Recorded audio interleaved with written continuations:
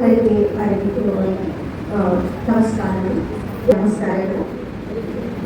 ಎಲ್ಲರಿಗೂ ನನ್ನ ಶರಣರಿಗೆ ಎಲ್ಲರಿಗೂ ನನ್ನ ನಮಸ್ಕಾರಗಳು. ನನ್ನ ಮುದ್ದು ಮಕ್ಕಳಿಗೂ ನನ್ನ ನಮಸ್ಕಾರಗಳು.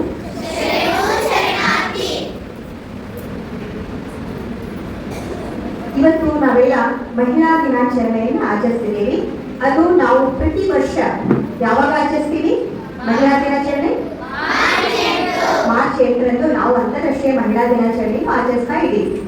ಸೊ ಇದಕ್ಕೆ ಬೇಕಾದಷ್ಟು ಹಿನ್ನೆಲೆಯೂ ಅದ, ಅದಕ್ಕೆ ಕಾರಣವೂ ಅದ, ಅದಕ್ಕೆ ಬೇಕಾದಂತಹ ಒಂದು ಉಪಯುಕ್ತವಾದಂತಹ ಕಾರಣ ಮತ್ತು ಅದರ ಪರಿಣಾಮಗಳು ಸಹ ನಾವು ನೋಡ್ತೀವಿ.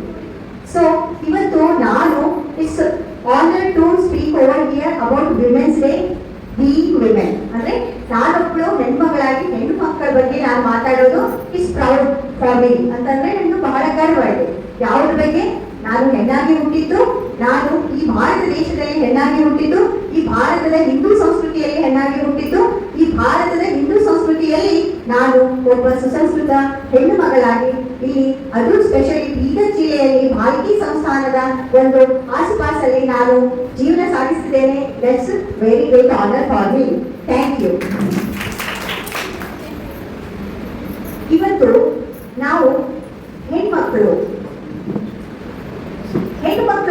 ಅಂತ ನಾವು ಯಾವ ಕಾಲದಿಂದ ನಾವು ನೋಡ್ತೀವಿ? ಹೆಣ್ಣು ಮಕ್ಕಳು ಮತ್ತು ಸಮಾಜ. ನನಗೆ ಕೊಟ್ಟಂತಹ ಒಂದು ಟಾಪಿಕ್ ಏನಪ್ಪಾ ಅಂದ್ರೆ ಹೆಣ್ಣು ಮಗಳು ಮತ್ತು ಸಮಾಜ. ಸೊ ಎಲ್ಲರಿಗೂ ಗೊತ್ತಿರುವ ಹಾಗೆ ಸಮಾಜ ಅಂದ್ರೆ ನಮ್ಮ ಸುತ್ತಮುತ್ತಲಿರುವ ಎಲ್ಲ ಪ್ರತಿಯೊಂದು ನಮ್ಮ ಜೊತೆ ಸಂಪರ್ಕದಲ್ಲಿರುವ ಎಲ್ಲ ಪ್ರತಿಯೊಂದು ಮನುಷ್ಯರು ಮತ್ತು ಎಲ್ಲ ಪ್ರತಿಯೊಂದು ನಮ್ಮ ಸುತ್ತಮುತ್ತಲಿರುವ ಪರಿಸರ ಅಂತ ಕರಿತೀವಿ. ಸಮಾಜ ಅಂತಂದ್ರೆ ನಾವು ಯಾರ ಜೊತೆ ಒಡನಾಡ್ತೀವಿ, ನಾವು ಯಾರ ಜೊತೆ ನಮ್ಮ ಭಾವನೆಗಳನ್ನ ಹಂಚ್ಕೊಳ್ತೀವಿ. ನಾವು ಸಮಾಜ ಅಂತಂದ್ರೆ ಮತ್ತೇನು ಅಲ್ಲ, ನಾವು ಮತ್ತು ನಾವು ಯಾರ ಜೊತೆ ಕುಟುಂಬದಿಂದಲೇ ಸ್ಟಾರ್ಟ್ ಆಗ್ತದೆ ಸಮಾಜ ಅಂದ್ರೆ. ಸಮಾಜ ಅಂದ್ರೆ ಕುಟುಂಬ, ಕುಟುಂಬದ ನಂತರ ಹೊರಗಡೆ ಬೇರೆ ಹೊರೆ, ಅದ ನಂತರ ಶಾಲೆ, ಸಮುದಾಯ, ಇದೆಲ್ಲ ನಮ್ಮ ಸಮಾಜದಲ್ಲಿ. ದೇಶ, ಸಂಸ್ಕೃತಿ, ಅದರಲ್ಲಿ ಮುಂದೆ ಬರೋದು ನಮ್ಮ ಕಾಂಟಿನೆಂಟ್ ಅಂದ್ರೆ ಖಂಡ, ಜಗತ್ತು ಎಲ್ಲನೇ ಸಮಾಜದಲ್ಲಿ ಬರ್ತದೆ. ಸೊ ಇದಷ್ಟು ಎಲ್ಲರಿಗೂ ಗೊತ್ತು. ಸೊ ಈಗ ನನ್ಗೆ ಕೊಟ್ಟಂತ ಒಂದು ಟಾಪಿಕ್ ಏನಪ್ಪಾ ಅಂದ್ರೆ ಹೆಣ್ಣು ಮತ್ತು ಸಮಾಜ. ಸೊ ಹೆಣ್ಣು ಸಮಾಜ, ಹೆಣ್ಣು ಸಮಾಜ, ಹೆಣ್ಣು ಇಲ್ಲ ಅಂದ್ರೆ ಸಮಾಜ ಇಲ್ಲ, ಹೌದಾ? ಸಮಾಜ ಅಂದ್ರೆ ಗಂಡು ಮತ್ತು ಹೆಣ್ಣು ಎರಡೂ ಬೇಕು. ಸೊ ನನ್ನ ಪ್ರಕಾರ ನಾವೆಲ್ಲ ಯಾರ ಮಕ್ಕಳಿದ್ದೀವಿ? ಹೌದು, ವೆರಿ ಗುಡ್. ನಾವೆಲ್ಲ ಪರಮಾತ್ಮನ ಮಕ್ಕಳಿದ್ದೀವಿ. ಸೊ ಈ ಶಾರೀರಿಕವಾಗಿ ನಾವು ನಮ್ಮ ತಂದೆ ತಾಯಿಯ ಮಕ್ಕಳಾದ್ರೂ ನಾವು ಪಾರಮಾರ್ಥಿಕವಾಗಿ ಯಾರ ಮಕ್ಕಳಿದ್ದೀವಿ? ದೇವರ ಮಕ್ಕಳು, ಪರಮಾತ್ಮನ ಮಕ್ಕಳು. ನಾವೆಲ್ಲರೂ ಆತ್ಮಗಳು, ಹೌದಾ? ಸೊ ಎಲ್ಲರಲ್ಲಿಯೂ ಆತ್ಮ ಇದೆ. ಸೊ ಅದಕ್ಕಾಗಿ ನಾವು ಜೀವಂತ ಇದ್ದೀವಿ. ಸೊ ಆ ದೇವರ ಮಕ್ಕಳಿರೋದ್ರಿಂದ ಈ ಸಕಲ ಚರಾಚರಗಳಲ್ಲಿ ಏನಾಗಿದೆ ಅಂತಂದ್ರೆ ದೈವಿ ಒಂದು ಶಕ್ತಿ ಇದೆ. ಹಾಗಾಗಿ ಈ ಪ್ರತಿಯೊಂದು ಜಗತ್ತಿನಲ್ಲಿ, ಈ ಭೂಮಿಯ ಮೇಲೆ, ಈ ಇಳೆಯ ಮೇಲೆ ಎಲ್ಲ ಪ್ರತಿಯೊಂದು ಅಗೋಚರ, ಪ್ರತಿಯೊಂದು ಸೃಷ್ಟಿ ಏನಪ್ಪಾ ಅಂತಂದ್ರೆ ವಿಶೇಷ. ಹೇಗೆ ಈ ಭೂಮಿಯ ಮೇಲೆ ಬೇರೆ ಬೇರೆ ಪುಷ್ಪಗಳು, ಕೀಟಗಳು, ಪ್ರಾಣಿಗಳು, ಪಕ್ಷಿಗಳು, ವಿವಿಧವಾದಂತಹ ಒಂದು ಪ್ರಾಣಿ ಪಕ್ಷಿಗಳನ್ನ, ಪುಷ್ಪಗಳನ್ನ, ಎಲ್ಲ ಗಿಡ ಮರಗಳನ್ನ ನಾವು ನೋಡ್ತೇವೆ. ಅದೇ ತರ ಭೂಮಿಯ ಮೇಲೆ ಏನ್ ಮಾಡಿದ್ದಾರೆ ದೇವರು ಅಂದ್ರೆ ಗಂಡು ಮತ್ತು ಹೆಣ್ಣಿನ ಸೃಷ್ಟಿ ಮಾಡಿದ್ದಾರೆ. ಓಕೆನಾ? ಸೊ ಅದರಲ್ಲಿ ಗಂಡು ಮತ್ತು ಹೆಣ್ಣು ಎರಡೂ ಇಂಪಾರ್ಟೆಂಟ್, ಹೌದಾ? ಗಂಡು ಮತ್ತು ಹೆಣ್ಣು ಒಟ್ಟಿಗೆ ಪೂರಕ. ಆದರೆ ಈಗ ನಾನು ಹಿಂದಿನ ಕಾಲದಿಂದ ಬರ್ತೇನೆ. ವೇದಕಾಲದಲ್ಲಿ ಯಾವ ತರ ಇತ್ತಪ್ಪ ಹೆಣ್ಣಿನ ಪರಿಸ್ಥಿತಿ ಅಂತ ನಾವು ನೋಡಿದಾಗ, ವೇದ ಮತ್ತು ಉಪನಿಷತ್ ಕಾಲದಲ್ಲಿ ಬಹಳ ಉಚ್ಚಾರಿ ಸ್ಥಿತಿಯಲ್ಲಿ ಹೆಣ್ಣಿನ ಒಂದು ಪರಿಸ್ಥಿತಿ ಇತ್ತು. ಸೊ ಅಲ್ಲಿ ಯಾವುದೇ ಆದಂತ ಈಗ ತಾರತಮ್ಯ ಅನ್ನೋದು ಅಲ್ಲಿ ಇರಲಿಲ್ಲ. ಅಲ್ಲಿ ಇಬ್ಬರಿಗೂ ಸಮಾನ ಅವಕಾಶ, ಸಮಾನವಾದಂತಹ ಒಂದು ಉಪಸ್ಥಿತಿ, ಸಮಾನವಾದಂತಹ ಒಂದು ಚಾನ್ಸ್ ಕೊಡ್ತಿದ್ರು. ಆದರೆ ತದನಂತರ ಆಮೇಲೆ ಎಲ್ಲಿ ಹೋಗ್ತೀವಿ ನಾವು? ಅದ ನಂತರ ಅಲ್ಲಿ ವೇದ ಕಾಲದಲ್ಲಿ ಗಾರ್ಗಿ, ಆಮೇಲೆ ಮಿಥಿಲ, ಆಮೇಲೆ ಸಾವಿತ್ರಿ, ಇಂತಹ ಒಂದು ದೊಡ್ಡ ದೊಡ್ಡ ಒಂದು ಪಂಡಿತರನ್ನ ನಾವು ನೋಡ್ತೇವೆ. ಯಾಕೆ ಹೆಂಗ್ ಅವರಿಗೆ ಅಷ್ಟೆಲ್ಲ ಚಾನ್ಸ್ ಕೊಟ್ರಪ್ಪ ಅಂತಂದ್ರೆ ಅಲ್ಲಿ ಯಾವುದೇ ತರಹದ ಭೇದ ಭಾವ ಆಗಲಿ ವ್ಯತ್ಯಾಸ ಆಗಲಿ ನೋಡ್ತಿರ್ಲಿಲ್ಲ. ಗಂಡು ಹೆಣ್ಣು ಅನ್ನೋ ಒಂದು ಈ ಯಾವುದೇ ಒಂದು ಭೇದ ಭಾವ ಅಲ್ಲಿ ಇರಲಿಲ್ಲ. ಹಾಗಾಗಿ ನಾವೆಲ್ಲ ಆ ತರ ನೋಡ್ತೀವಿ. ಅದ್ರ ನಂತರ ಏನ್ ಬರ್ತದೆ? ಸ್ವಾತಂತ್ರ್ಯ ಮತ್ತು ಸ್ವತಂತ್ರ ಪೂರ್ವ ಒಂದು ಸ್ಥಿತಿ ನಾವು ನೋಡ್ತೇವೆ. ಸೊ ಇನ್ 1857 ಅಂದ್ರೆ ಪ್ರಪ್ರಥಮ ಯಾವುದು ಎಂತ ಸಂಗ್ರಾಮ 1857ರಲ್ಲಿ ಹೌದು ಪ್ರಪ್ರಥಮ ಸ್ವತಂತ್ರ ಸಂಗ್ರಾಮವನ್ನು ನೋಡ್ತೇವೆ. ಅಲ್ಲಿ ಸಹಿತ ನಾವು ಹೆಣ್ಣು ಮಕ್ಕಳ ಬಹಳಷ್ಟು ವಿಶೇಷವಾದಂತಹ ನಾವು ಕೊಡುಗೆಯನ್ನು ನೋಡ್ತೇವೆ. ರಾಣಿ ಅಬ್ಬಕ್ಕದೇವಿ ಆಗಿರ್ಬೋದು, ಮತ್ತೆ ರಾಣಿ ಚೆನ್ನಮ್ಮ, ಕಿತ್ತೂರು ರಾಣಿ ಚೆನ್ನಮ್ಮ ಆಗಿರ್ಬೋದು, ಬೆಳವಡಿ ಮಲ್ಲಮ್ಮ ಆಗಿರ್ಬೋದು. ಇನ್ನ ಇದು ಬರೀ ಏನು ಶೂರವೀರರಷ್ಟೇ ಅಲ್ಲ, ಇನ್ನ ನಾವು ದೈವಿಯಾದಂತಹ ಸಾಂಸ್ಕೃತಿಕವಾದಂತಹ ಅಥವಾ ವೈಜ್ಞಾನಿಕದ ಒಂದು ಭಾವನೆ ಅಥವಾ ಪಾರಮಾರ್ಥಿಕ ಒಂದು ಭಾವನೆಯನ್ನು ನೋಡಿದಾಗ ಅಕ್ಕ ಮಹಾದೇವಿಯವರಿಗೆ ಆಮೇಲೆ ಅವ್ರ ಜೊತೆ ಬಹಳಷ್ಟು ದೊಡ್ಡ ದೊಡ್ಡ ನಾವು ಏನು ಸಾಹಿತಿ ಆಮೇಲೆ ಸಾಂಸ್ಕೃತಿಕ ಒಂದು ನಾಯಕರನ್ನ ನಾವು ನೋಡ್ತಾ ಬರ್ತೇವೆ. ಅದ್ರ ನಂತರ ಬರ್ತದೆ ಸ್ವತಂತ್ರ ನಂತರದ ಮಹಿಳೆಯ ಏನಪ್ಪಾ ಪರಿಸ್ಥಿತಿ. ಸ್ವತಂತ್ರ ಪಡೆಯೋದಕ್ಕಿಂತ ಮುಂಚೆ ನಾವೆಲ್ಲ ಎಲ್ಲರೂ ಒಂದಾಗಿ ಏನ್ ಮಾಡಿದ್ವಿ, ಸ್ವತಂತ್ರವನ್ನು ಪಡೆದ್ವಿ. ಅದು ಒಂದು ಆಗಿನ ಕಾಲಕ್ಕೆ ಯಾವ ತರ ಇತ್ತು ಅಂತಂದ್ರೆ ಸ್ವತಂತ್ರ ನಾವು ಯಾವಾಗ ಪಡಿತೀವಿ ಅನ್ನೋ ಒಂದು ಹಂಬಲ ಇತ್ತು ನಮ್ಗೆ. ಆಗ ಗಂಡು ಹೆಣ್ಣು ಅನ್ನದೇನೆ ಎಲ್ಲರೂ ಒಗ್ಗಟ್ಟಾಗಿ ನಾವು ಏನ್ ಮಾಡಿದ್ವಿ, ಸ್ವತಂತ್ರವನ್ನು ಪಡೆದ್ವಿ. ಯಾವಾಗ ಪಡೆದ್ವಿ, 1947ರಲ್ಲಿ ಆಗಸ್ಟ್ 15ರಂದು ನಾವು ಸ್ವತಂತ್ರ ಪಡೆದ್ವಿ. ಅದು ದಟ್ಸ್ ಗ್ರೇಟ್ ಅಚೀವ್ಮೆಂಟ್. ನಾವು ಸ್ವತಂತ್ರವಾಗಿ ನಮ್ಮ ದೇಶದಲ್ಲಿ ಸ್ವತಂತ್ರವಾಗಿ ಉಸಿರಾಡಲಿಕ್ಕೆ ನಾವು ಸ್ಟಾರ್ಟ್ ಮಾಡಿದ್ವಿ. ಅದ್ರ ನಂತರ ಇದು ಎಂತ ಪರಿಸ್ಥಿತಿ ನೋಡಿ. ಸ್ವತಂತ್ರ ಆಗೋಕ್ಕಿಂತ ಮುಂಚೆ ವೇದ ಕಾಲದಲ್ಲಿ ಅದು ಇತ್ತು, ಆಯ್ತಾ. ಅದ್ರ ನಂತರ ಸ್ವತಂತ್ರ ನಂತರ ನಾವು ಒಂಥರ ಬಹಳ ಸಂತೋಷವಾದ್ವಿ. ಯಾಕೆ ನಮ್ಗೆ ಏನ್ ಸಿಕ್ತು, ಸ್ವತಂತ್ರ ಸಿಕ್ತು. ಸೊ ನಾವೆಲ್ಲ ಈಗ ಇಕ್ವಲು, ಎಲ್ಲರೂ ನಾವು ಸರಿ ಸಮಾನರು ಅನ್ನೋ ಒಂದು ಭಾವನೆ ಬಂತು. ಆಗ ಎಲ್ಲರೂ ಏನೋ ಖುಷಿಯಾಗಿದ್ವಿ. ಆದ್ರೆ ಸ್ವತಂತ್ರ ನಂತರ ಆಧುನಿಕ ಕಾಲ, ಈಗ ನಾವು modern city, modern area, modern ಎರ ಅಂತ ಏನ್ ಕರಿತೀವಿ, 21st century, 20th century, 22nd also ಹೋಗ್ತವೆ. ಸೊ ಈ ಒಂದು ಸೆಂಚುರಿಗಳಲ್ಲಿ ನಾವೇನ್ ನೋಡ್ತಾ ಇದ್ದೀವಿ, ಹೆಣ್ಣು ಮಕ್ಕಳ ಶೋಚನೀಯ ಸ್ಥಿತಿ ಯಾಕೆ ನೋಡ್ತಾ ಇದ್ದೀವಿ, ಅದಕ್ಕೇನು ಕಾರಣ ಅಂತ ನಾವು ಹೆಣ್ಮಕ್ಳಾಗಿ ನಾವೇ ಒಂದು ಸ್ವಲ್ಪ ವಿಚಾರ ಮಾಡೋಣ ಅಂತೇಳಿ ನನ್ನ ವಿಚಾರವನ್ನು ಇಲ್ಲಿ ಪ್ರಸ್ತುತಪಡಿಸಿದ್ದೇನೆ. ಅದೆಷ್ಟು ಸಮಂಜಸ ನಂಗೆ ಒಂದ್ ವೇಳೆ ಏನಾದ್ರೂ ತಪ್ಪಾದ್ರೂ ಕ್ಷಮಿಸಿರಲಿ ಅಂತ ಮುಂಚೆನೆ ಹೇಳ್ತಾ ಇದ್ದೀನಿ. ಸೊ ಈಗ ನಾನೊಂದು ಏನಪ್ಪಾ ಅಂತಂದ್ರೆ, ಈಗಿನ ಕಾಲದಲ್ಲಿ ಎಲ್ಲಾ ಮಕ್ಕಳು ಗಂಡು ಹೆಣ್ಣು ಅನ್ನೋದು ಸರಿಸಮ ಅಂತೇಳಿ ಎಲ್ಲಾ ಒಂದು ಕ್ಷೇತ್ರದಲ್ಲಿ ಗೀತಾ ಮೇಡಮ್ ದಯವಿಟ್ಟು ವೇದಿಕೆಗೆ ಬರಬೇಕು. ಸ್ವಾಗತ ಸುಸ್ವಾಗತ. ಎಲ್ಲರೂ ದೈವಿ ಸ್ವರೂಪರಿದ್ದೀವಿ. ಸೊ ಹೆಣ್ಣು ಗಂಡು ಯಾವುದೇ ವ್ಯತ್ಯಾಸ ಇಲ್ಲ ಅನ್ನೋ ಒಂದು ಮಾತು ಹೇಳಿದೆ ನಾನು. ಅದ್ರ ನಂತರ ಬರ್ತದೆ ಈಗ ವೇದ ಕಾಲದಲ್ಲಿ ಹೇಗಿತ್ತು, ಸ್ವತಂತ್ರ ಪೂರ್ವ, ಸ್ವತಂತ್ರ ನಂತರ. ಸೊ ನಾನ್ ಮಾತಾಡ್ತಿರೋದು ಆಧುನಿಕ ಕಾಲದಲ್ಲಿ ಹೇಗಿದೆ, ಯಾರು ಹೆಣ್ಣು ಮಕ್ಕಳ ಪರಿಸ್ಥಿತಿ, ಅದು ಹೇಗೆ ಕಾರಣ. ಸೊ ನಾನು ಮಾತಾಡ್ತಿದ್ದೀನಿ. ಸೊ ಈಗ ನಾವು ನೋಡ್ತೀವಿ, ಆಕ್ಚುಲಿ ನಾವು ಗಂಡು ಹೆಣ್ಣು ಅಂತ ಏನು ಭೇದ ಮಾಡ್ತೀವಲ್ಲ, ಆದ್ರೆ ಅದರಲ್ಲಿ ಇಬ್ರು 50-50% ಅಂತ ಹೇಳಿದೆ. ಆದ್ರೂ ನಾವು ಹೆಣ್ಮಕ್ಳು +1 ಯಾಕೆ ಹೇಳಿ, ಮಾತೃತ್ವ ಇರೋದು ಗಂಡ್ಮಕ್ಳಿಗಲ್ಲ, ಹೆಣ್ಮಕ್ಳಿಗೆ. ಸೊ ಹಾಗಾಗಿ ನಾವು ಯಾವಾಗಲೂ +1 ಇದ್ದೀವಿ, ಅವ್ರಿಗಿಂತ 1 ಹೆಜ್ಜೆ ಮುಂದೆ. ಮತ್ತೊಂದು ಸ್ಪೆಷಲ್ ಕ್ವಾಲಿಟಿ ಹೇಳಿದೆ, ತಾಳ್ಮೆ, ಸಹನೆ, ಆಮೇಲೆ ಸೃಜನಶೀಲತೆ, ಆಮೇಲೆ ಸಾಹಿತ್ಯದಲ್ಲಿನೂ ಪ್ರತಿಯೊಂದರಲ್ಲಿ ಸಕಲ ಕಲಾ ಪಾರಂಗತೆ ಹೆಣ್ಮಕ್ಳು ಇರ್ತಾರೆ. ಗಂಡ್ಮಕ್ಳು ಕೆಲವೊಂದಷ್ಟೇ ಅವರು ಸೀಮಿತರಾಗಿರ್ತಾರೆ. ಸೊ ಹಾಗಾಗಿ ವಿ ಶುಡ್ ಬಿ ಪ್ರೌಡ್. ನಾವೆಲ್ಲ ಏನು ಹೆಮ್ಮೆಯಿಂದ ಹೇಳಬೇಕು, ನಾನು ಹೆಣ್ಣಾಗಿ ಹುಟ್ಟಿದ್ದೀನಿ ಅಂತ. ಸೊ ಆದ್ರೆ ಈಗಿನ ಕಾಲದಲ್ಲಿ ಏನಾಗ್ತಿದೆಯಪ್ಪ, ಈ ಪರಿಸ್ಥಿತಿಯಲ್ಲಿ ಏನಾಗ್ತಿದೆ ಅಂತ ಹೇಳಿದ್ರೆ, ಪ್ರತಿಯೊಂದು ಕ್ಷೇತ್ರದಲ್ಲಿ ನಾವು ಗಣನೀಯ ಸಾಧನೆ ಮಾಡಿದ್ದೀವಿ. ಇನ್ನ ಈಗ ನಾವು ರೀಸೆಂಟ್ ಆಗಿ ನೋಡಿದ್ರೆ ಸುನೀತಾ ವಿಲಿಯಮ್ಸ್, ರೈಟ್, ಒಂದ್ಸಲ ಚಪ್ಪಾಳೆ ಆಗಿ ಅವರಿಗಾಗಿ. Thank you. So Sunita Williams ಅವರು ಬಾಹ್ಯಾಕಾಶಕ್ಕೆ ಹೋಗಿ ಇದೀಗ ಅವರು ಬಂದಿದ್ದಾರೆ. So it's not a small thing, it's a great achievement. ಅವರು ಒಬ್ಬ ಹೆಣ್ಣು ಆಗಿ ಅವರು ಇಡೀ ಒಂದು ದೇಶವನ್ನು ಮೆಚ್ಚುಗೆ ಪಡಿಸ್ತಕ್ಕಂತ ಒಂದು ಕೆಲಸ ಮಾಡಿದ್ದಾರೆ, ಕಾರ್ಯ ಮಾಡಿದ್ದಾರೆ. ಅದು ಅವರು ಹೆಣ್ಣು ಅಂದ್ರೆ ಯಾವುದೇ ಒಂದು ಕಡಿಮೆ ಅಲ್ಲ. ಹೆಣ್ಣು ಗಂಡು ನಾವು ಇಬ್ರು ಸರಿ ಸಮಾನರು, ಎಲ್ಲದರಲ್ಲಿ ಸರಿ ಸಮಾನರು. ಅದು ಹೇಳಿದ್ನಲ್ಲ, ಅದರಲ್ಲಿ ಮತ್ತೆ +1 ಇದೀವಿ ನಾವು. ನಮ್ಮ ಹತ್ರನೇ ಅದು ಮಾತೃತ್ವ ಅನ್ನೋ ಒಂದು ಭಾವನೆ, ಆಮೇಲೆ ಸಹನಶೀಲತೆ, ಆಮೇಲೆ ಗೌರವ, ಪ್ರತಿಯೊಂದು ನಾವು ಅವ್ರಿಗಿಂತ ಒಂದಿಷ್ಟು ಮುಂದೆ ಇದ್ದೀವಿ. ಆದ್ರೆ ಇನ್ನೊಂದು ಮಾತು, ಯಾವಾಗಲೂ ನಾನೇ ಮಾಡ್ಬೇಕಾ ಅಂತ ಹೇಳದೇನೆ ನಾನು ಮಾಡ್ಬೇಕು, ಇದು ನನಗೆ ಬರುತ್ತೆ ಅನ್ನೋ ಒಂದು ಭಾವನೆ ನಮ್ಮ ಹತ್ರ ಇರಬೇಕು.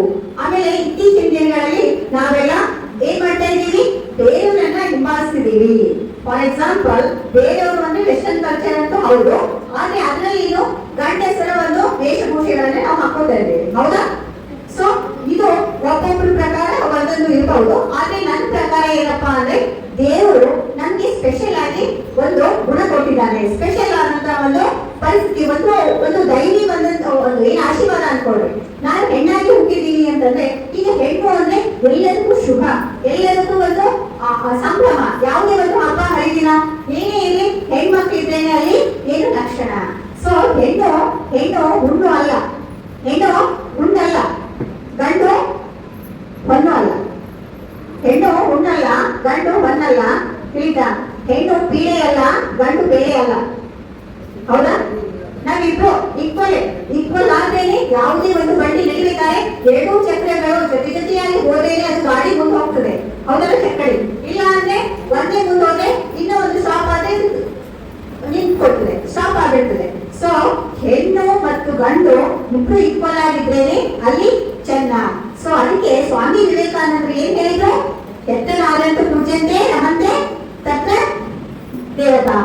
ಅದೇ ಎಲ್ಲಿ ನಾರಿಗೆ ಪೂಜನೀಯ ಒಂದು ಸ್ಥಾನ ಇದೆಯೋ, ಇವತ್ತಾದ್ರೂ ನೋಡ್ರಿ, ಯಾವ ಮನೆಯಲ್ಲಿ ಯಾವ ಕುಟುಂಬದಲ್ಲಿ ಹೆಣ್ಣಿಗೆ ಒಂದು ಒಳ್ಳೆಯ ಆದರ ಸತ್ಕಾರ ಭಾವನೆ ಇರ್ತದೆಯೋ ಅಲ್ಲಿ ಆ ಫ್ಯಾಮಿಲಿ ಅಷ್ಟೇ ಮುಂದೆ ಹೋಗ್ಲಿಕ್ಕೆ ಕಾರಣ. ಅಲ್ಲಿವರೆಗೂ ಹೆಣ್ಮಕ್ಳಿಗೆ ಎಲ್ಲಿವರೆಗೂ ಒಂದು ನೀನು ಹೆಣ್ಣು ಅಂತ ಯಾರ ಮನೆಯಲ್ಲಿ ಇದು ಮಾಡ್ತಾರೋ ಅವರೆಂದು ಏನು ಯಾವುದೇ ಒಂದು ಸಾರ್ಥಕತೆಯನ್ನು ಪಡೆಯಲಿಕ್ಕೆ ಸಾಧ್ಯ ಇಲ್ಲ ಅಂತ ನಾನು ಅನ್ಕೊಳ್ತೀನಿ. ಅದು ನಿಜ ಸಹಿತ. ಸೊ ಈಗ ಇವತ್ತಿನ ದಿನಮಾನದಲ್ಲಿ ನಾವೇನ್ ಮಾಡ್ತಾ ಇದ್ದೇವೆ, ಗಂಡಸರಿಗೆ ಹಿಂಬಾಲಿಸ್ತಿದ್ದೇವೆ, ಅಂದ್ರೆ ವೇಷಭೂಷೆಗೆ ಹೇಳ್ತಾ ಇದ್ದೇವೆ ನಾನು. ಸೊ ಅವರಂತ ಒಂದು ಪ್ಯಾಂಟ್ ಶರ್ಟ್ ಹಾಕೋದಾಗ್ಲಿ ಅಥವಾ ಅವರಂತ ಒಂದು ಹೇರ್ ಕಟಿಂಗ್ ಮಾಡೋದಾಗ್ಲಿ ಅದೆಲ್ಲ ನಾವು ಮಾಡ್ತೀವಿ. ವೈ? That's personal matter. ಆದ್ರೂ ನಾನು ಏನ್ ಹೇಳ್ತಾ ಇದ್ದೀನಿ ಅಂದ್ರೆ, ದೇವರು ನಮಗೊಂದು ಸ್ಪೆಷಲ್ ಆದಂತ ಒಂದು ಕೊಡುಗೆ ಕೊಟ್ಟಿದ್ದಾನೆ. ಅದನ್ನ ನಾವು ಬಳಸ್ಕೊಂಡು, ಅದನ್ನ ನಾವು ತೊಳ್ಕೊಂಡು, ಈಗ ಗಂಡ್ಮಕ್ಳು ನಮ್ ವೇಷಭೂಷೆ ಹಾಕೋತಾರ? ಹಾಕೊಳಲ್ಲ. ಅವ್ರು ನಮ್ಗೆ ಕಾಪಿ ಮಾಡಲ್ಲ, ನಾವೇ ಅವ್ರನ್ನ ಕಾಪಿ ಮಾಡ್ಬೇಕು ಅಂತ ನನ್ನ ಪ್ರಶ್ನೆ ಅಷ್ಟೇ. ಸೊ ಹಾಗಾಗಿ ನಾವು ಅವ್ರನ್ನ ಹಿಂಬಾಲಿಸಬಾರ್ದು, ನಮ್ಮದೇ ಆದಂತ ಸ್ಪೆಷಲ್ ಕ್ವಾಲಿಟಿಯನ್ನು ತೋರಿಸ್ಬೇಕು. ಆಮೇಲೆ ನಾವು ಸಮಾಜವನ್ನು ಮುಂದುವರಿಸುವಂತಹ, ಸಮಾಜದ ಒಂದು ಕೊಡುಗೆಯನ್ನು ಮುಂದುವರಿಸತಕ್ಕಂತ ಒಂದು ವಾರಸ್ದಾರ. ಫಾರ್ ಎಕ್ಸಾಂಪಲ್, ಈಗ ಹಿಂದಿನ ಕಾಲದಲ್ಲಿ ಕಥೆಗಳನ್ನ, ಹಾರರ್ ಸ್ಟೋರಿಗಳನ್ನೆಲ್ಲ ಹೇಳ್ತಿದ್ರು. ಯಾರು ಹೇಳ್ತಿದ್ರು? ಅಜ್ಜಿ ಅಂದ್ರೆ ಹೇಳ್ತಿದ್ರು. ಸೊ ಈಗಿನ ಕಾಲ ಬಿಡ್ರಿ, ಈಗಿನ ಅವರು ಸಹಿತ ಬಿಸಿ ಆಗಿದ್ದಾರೆ. ಟಿವಿ ಸೀರಿಯಲ್ಗಳು ಅಥವಾ ಮತ್ತೇನೋ ಕ್ಯಾಪು ಅದು ಇದು. ಈಗಿನ ಮಾಡರ್ನ್ ಅಜ್ಜಿಗೇನು ಎಲ್ಲ ಚೇಂಜ್ ಆಗಿದ್ದಾರೆ. ಆದ್ರೂ ಹೆಣ್ಮಕ್ಳೇನೆ ಏನ್ ಮಾಡ್ತಾರೆ, ತನ್ನದೇ ಆದಂತಹ ಸಂಸ್ಕೃತಿ, ಸಾಹಿತ್ಯ, ಪ್ರತಿಯೊಂದು ನಮ್ಮ ಹಬ್ಬ ಹರಿದಿನ ನಿಯಮಗಳು, ರಿಚುವಲ್ಸ್ ಅದೆಲ್ಲ ಯಾರು ಹೇಳ್ಕೊಡ್ತಾರೆ? ಅತ್ತೆಂದರು, ಆಮೇಲೆ ತಾಯಿಯಂದರೇನು ಹೇಳ್ತಾರೆ, ಹೌದಾ? ಈಗ ಫಾರ್ ಎಕ್ಸಾಂಪಲ್ ದೀಪಾವಳಿಯಲ್ಲಿ ಅಪ್ಪನ ಸ್ನಾನ ಇರ್ಬೋದು, ದಸರಾದಲ್ಲಿ ದೀಪ ಹಚ್ಚೋದಿರ್ಬೋದು, ಆಮೇಲೆ ನಾವು ಅದೆಲ್ಲ ಹಾಕ್ತಿವಲ್ಲ ದಸರಾ ಒಳಗ. ಅದೇ ಪ್ರತಿಯೊಂದು ನಮ್ಮ ಏನು ಹಿಂದೂ ಸಂಸ್ಕೃತಿಯಲ್ಲಿ ಇರುವಂತಹ ಪ್ರತಿಯೊಂದು ಹಿಂದೂ ಅಂತಾನೆ ಇಲ್ಲ, ಆದ್ರೂ ಎಲ್ಲನೇ ಪ್ರತಿಯೊಂದು ನಮ್ಮ ನಿಯಮಗಳನ್ನೇ ಎಲ್ಲ ಹೇಳ್ಕೊಡೋದು ಯಾರು? ನಮ್ಮ ತಾಯಿಯಂದರು, ಅತ್ತೆಂದರು. ಸೊ ಒಬ್ಬ ಹೆಣ್ಣು ಏನು, ಹೆಣ್ಣು ಮಗುವಾಗಿ, ತಾಯಿಯಾಗಿ, ಮಡದಿಯಾಗಿ, ಸ್ನೇಹಿತೆಯಾಗಿ, ಆಮೇಲೆ ಮತ್ತೆ ಅತ್ತಿಗೆಯಾಗಿ, ಅಕ್ಕ ತಂಗಿಯಾಗಿ, ಸಹೋದರಿಯಾಗಿ, ಆಮೇಲೆ ಮತ್ತೆ ಎಷ್ಟೊಂದು ರೂಪಗಳನ್ನ ನಾವು ಏನ್ ಫಾಲೋ ಮಾಡ್ತೀವಿ. ಸೊ ಆದ್ರೆ ಈಗ ಇವತ್ತಿನ ದಿನಮಾನದಲ್ಲಿ ನಾವ್ ಏನ್ ಮಾಡ್ಬೇಕಪ್ಪ ಅಂತಂದ್ರೆ, ನಮ್ಮ ಒಂದು ಜವಾಬ್ದಾರಿಗಳು ಇವತ್ತಿನ ಆಧುನಿಕ ಕಾಲದಲ್ಲಿ ಇನ್ನೂ ಹೆಚ್ಚಾಗ್ತಿದ್ದಾವೆ. ನಮ್ಮ ಜವಾಬ್ದಾರಿಗಳು, ನಮ್ಗೆ ಕರ್ತವ್ಯಗಳು ಮತ್ತೆ ಜವಾಬ್ದಾರಿಗಳದಾವ. ಅಷ್ಟೇ ನಮ್ಮ ಪ್ರೈಸ್ ಅಷ್ಟೇ ತಗೊಂಡಿದ್ವಿ. ವಿ ಆರ್ 50 US 50 ಅಂತ 50% ತಗೊಂಡಿದ್ದೇವೆ, ರಿಸರ್ವೇಶನ್ ತಗೊಂಡಿದ್ವಿ. ಆದ್ರೆ ನಮ್ಮ ಜವಾಬ್ದಾರಿಗಳು ಸಹಿತ ನಾವು ಅಚ್ಚುಕಟ್ಟಾಗಿ ಪಾಲನೆ ಮಾಡಬೇಕು ಅಂತ ನನಗೆ ಅನಿಸ್ತದೆ. ಯಾಕೆ ಅಂತಂದ್ರೆ, ಹೆಣ್ಣು ಅಂದ್ರೆ ಸಂಸಾರದ ಕಣ್ಣು ಅಂತಾರೆ. ಅದು ನಾನು ಚಿಕ್ಕವಳಿದ್ದಾಗ ಅಷ್ಟು ಅರ್ಥ ಆಗ್ತಿರ್ಲಿಲ್ಲ. ಆದ್ರೆ ಈಗ ಸಂಸಾರದ ಕಣ್ಣು ಹೇಗಪ್ಪ ಅಂತಂದ್ರೆ, ಪ್ರತಿಯೊಂದು ಗಂಡು ಏನೇ ಮಾಡಿ, ಆದ್ರೆ ಅವ್ರಿಗೆ ಆತರ ಮಾಡ್ಬೇಕು ಅಂತಲ್ಲ, ಅದು ತಪ್ಪೇ. ಆದ್ರೆ ಒಂದು ಹೆಣ್ಣು ಒಂದ್ ವೇಳೆ ತಪ್ಪು ದಾರಿಗೆ ಹಿಡಿದ್ರೆ ಆ ಕುಟುಂಬವೇ ಸರ್ವನಾಶ ಆಗ್ತದೆ. ಸೊ ಹಾಗಾಗಿ ನಾವು ನಮ್ಮ ಜವಾಬ್ದಾರಿಗಳನ್ನ, ನಮ್ಮ ಗುಣಲಕ್ಷಣಗಳನ್ನ, ನಮಗೆ ಕೊಟ್ಟಂತಹ ವಿಶೇಷವಾದಂತಹ ಕೊಡುಗೆಯನ್ನು ನಾವು ಎಂದೂ ಮರೆಯಬಾರದು ಅಂತ ನನಗನ್ನಿಸ್ತದೆ. ಇನ್ನ ಮುಂದೆ ಹೋದ್ರೆ ನಾವು ಹೇಳ್ತಲ್ಲ, ಹೆಣ್ಣು ಹುಟ್ಟಿದರೆ ಪೀಳಿ ಎನ್ನುವರು, ಗಂಡು ಹುಟ್ಟಿದರೆ ಬೇರೆ ಎನ್ನುವರು, ಹೆಣ್ಣು ಹೊಳೆ ಆದ್ರೆ ಗಂಡು ದೊರೆ ಅಂತಿದ್ರು. ಸೊ ಹೆಣ್ಣು ಹುಣ್ಣು ಆದ್ರೆ ಗಂಡು ಹೊನ್ನು ಅಂತಿದ್ರು. ಅದು ಅದೇ ಅಂದು ಅಪ್ಪಕ್ಕ ದೇವಿ, ಇಂದು ತಿಮ್ಮಕ್ಕ, ಸಾಲು ಮರದ ತಿಮ್ಮಕ್ಕ. ಆಮೇಲೆ ಅಂದು ಅಕ್ಕ ಮಹಾದೇವಿ ಆದ್ರೆ ಇಂದು ಸುನೀತಾ ವಿಲಿಯಮ್ಸ್.